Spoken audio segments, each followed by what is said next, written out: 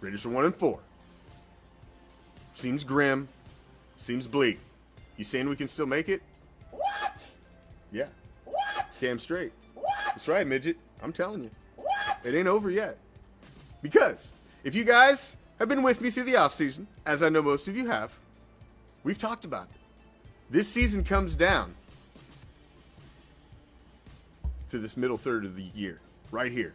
This stretch of the season. I've been talking about this stretch of the season as the biggest part of this schedule all fucking offseason, man.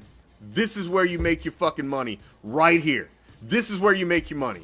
You come out of the bye week and you got the Texans. You got Lovie Smith and the 1-3-1 sorry-ass Texans. And I'm telling you, that has to be a W. 150%. You can't come out of the bye week and lose to the Texans.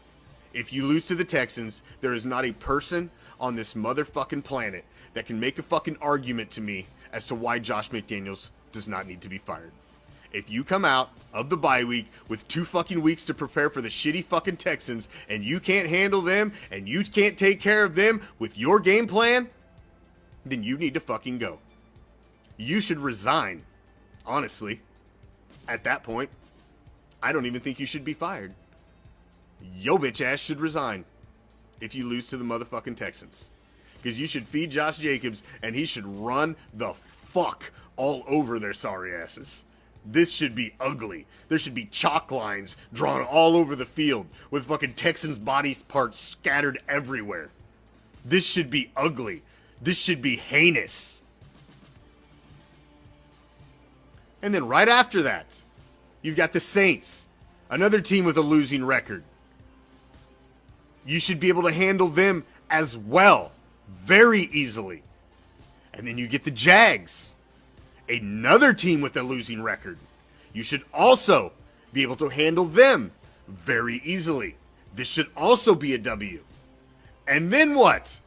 Out of the 6 teams that you have, the team that you got next is actually the one with the best record.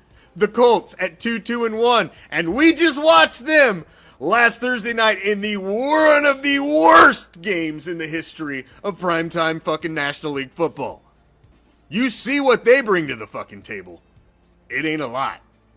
They ain't bringing nothing to the table. Like a chicken bone with no meat left on it. That's the only thing they're bringing to the table. You can't handle them? I think you can. And then guess who's after that? Round 2 of Donkey Bowl. Come on. Let's ride? They ain't getting shit. You're going to beat some horses 2 weeks in a row. And then you got the bitch pigeons. Another losing record. That's the how, ladies and gentlemen. That's 6 straight wins. You know what? I'll even say Josh McDaniels is probably going to fuck up one of those games. I'd be willing to put my mortgage on it. He's going to fuck one of them games up at the end just because that's what he does, McWeasel. That's what he does. So even if that's the case, and you win 5 of those, you're still sitting at 6-5. With a down-the-stretch run of the Sparklers, who are nothing special, the Lambs, who are looking like fucking absolute open ass right now, the fucking Cheatriots, who are nothing to be scared of.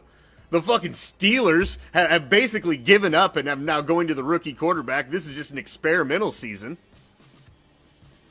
The Niners and Kansas City are the 2 toughest games you got to close out your fucking season.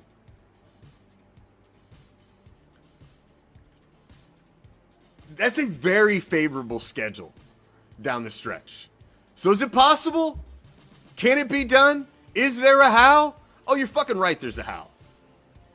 And I still believe, I always believe in my team until they're mathematically eliminated.